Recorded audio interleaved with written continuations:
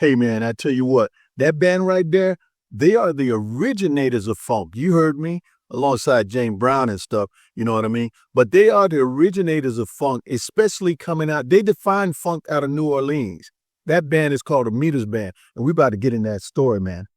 I like to be educated, but I'm so frustrated. Hey guys, welcome back to the channel. We got a little story that we want to tell today about the Meters Band. It started out with Art Neville and his brothers and stuff like that, became the Meters Band, the Funk Meters Band, and the Neville brothers. That's the incredible thing about it. If you ever heard of the Neville brothers, this is kind of where they started at. You're going to like this story, so hang around to the end. And don't forget to comment, share, and like and all that stuff on the video too. I'm going to see y'all guys later. Yeah.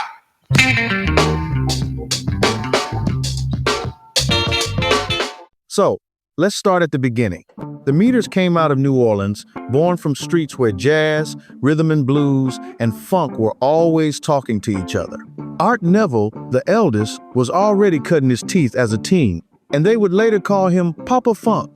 Born in 1937, he grew up surrounded by church music, brass bands, and the rhythm of the city itself.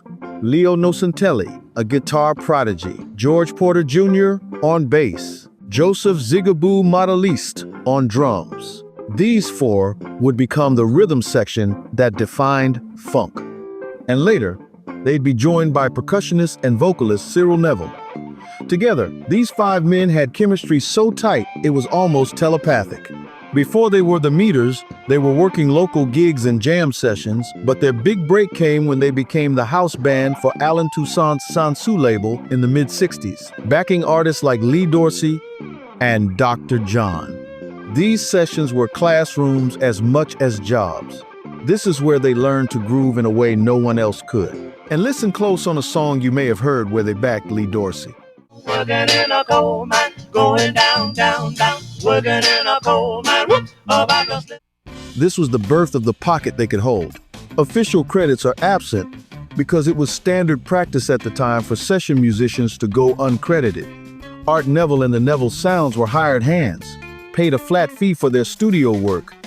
The proof and documentation of their involvement come from interviews with the band and producer Allen Toussaint himself. By 1965, the group officially became the Meters. So, let me tell you right quick why they call themselves the Meters. These boys were a little bit arrogant there. They thought they were so good and their rhythm and their syncopation was so tight that it could hold up to a metronome. So they called themselves the Meters. These guys weren't trying to be flashy. They were precise, and every note was a part of the syncopation and served the groove. On their debut self-titled album in May of that year came Cissy Strut.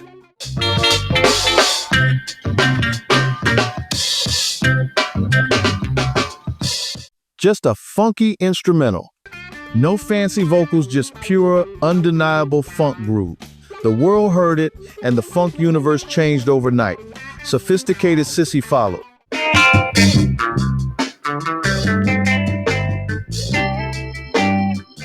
Then in December came the Look Papa album and song.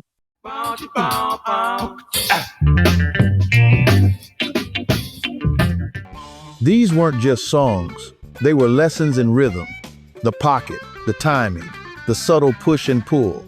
Every musician listening back then learned something.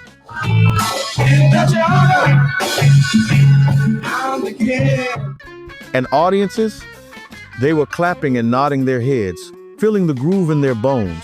By 1969, the Meters were raw, using minimal instrumentation and rapidly showing their growth to the public. Then in 1970, they dropped their third album, Struttin', that had the chicken strut.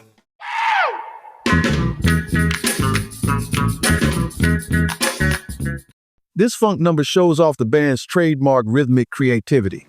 And on the same album was the hand-clapping song.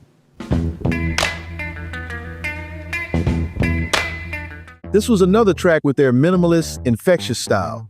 Cabbage Alley and the others even layered sophistication into their funky catalog. But then would come 1974's album, Rejuvenation. Critics and fans alike called that their masterpiece. It is widely considered one of the definitive albums of New Orleans funk, showcasing the band at the peak of their creative powers. Hey, This wasn't just music for music's sake. More prominent vocals, fuller sound, female backing singers, giving them a more polished feel. This was a progression from their earlier, more raw sound.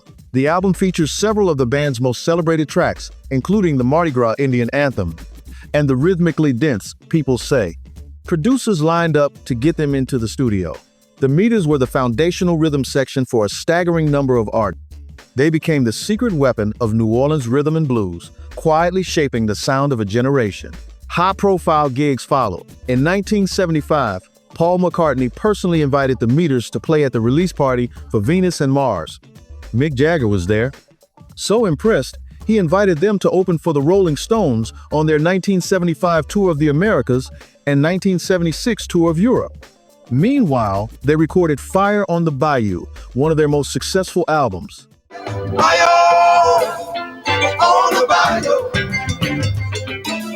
The song is a prime example of the band's voodoo funk, a term that captures the hypnotic, percussive, and soulful vibe of their music. Among all the hot tracks on the album, it included one that I can't but laugh about, the song called They All Asked For You. I went on down to the Audubon Zoo and they all asked for you. Funny stuff, if you think about it. The monkey's ass, the tiger's ass, and the elephant asked me too. Its inclusion on the otherwise heavy funk album kinda came out of a joke between the band and producers. But man, if you've ever heard a track from New Orleans in the late 60s or 70s, chances are the Meters' fingerprints are all over it. But life on the road wasn't easy. They faced financial disputes, disagreements over the band's direction, and the pressures of constant recording and touring. Tensions built, and by 1977, their first major breakup happened. Art and Cyril Neville left, and by 1980, the Meters officially disbanded. But the music, that heartbeat, never left. The story didn't end there. Art Neville went on to form the Neville Brothers with all his brothers, something he always wanted to do. I know you heard of them.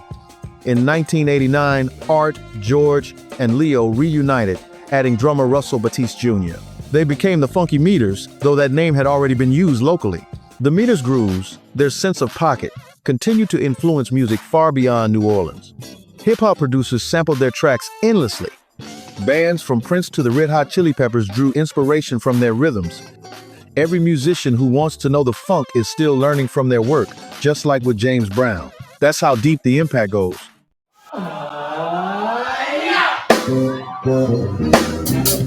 The original Meters last performed together in 2017. Art Neville retired shortly after, but sadly, he passed away in July 2019. But George Porter Jr. and Leo Nocentelli still perform, keeping the groove alive through groups like the Meter Men and the Meters Experience. Nominated 4 times for the Rock and Roll Hall of Fame, and in 2018, the Meters received the Grammy Lifetime Achievement Award, a recognition of genius that has stood the test of time. Their influence isn't just historical, it's alive in modern music. Every musician who wants to understand the heartbeat of funk studies the Meters, and that's why we're talking about the Meters today. Hey, thanks for checking this out on the Music Mindset channel. I hope you appreciate the video and show your support for the channel. I'm Mr. Mindset, and I will check you guys out in the next one. Thanks!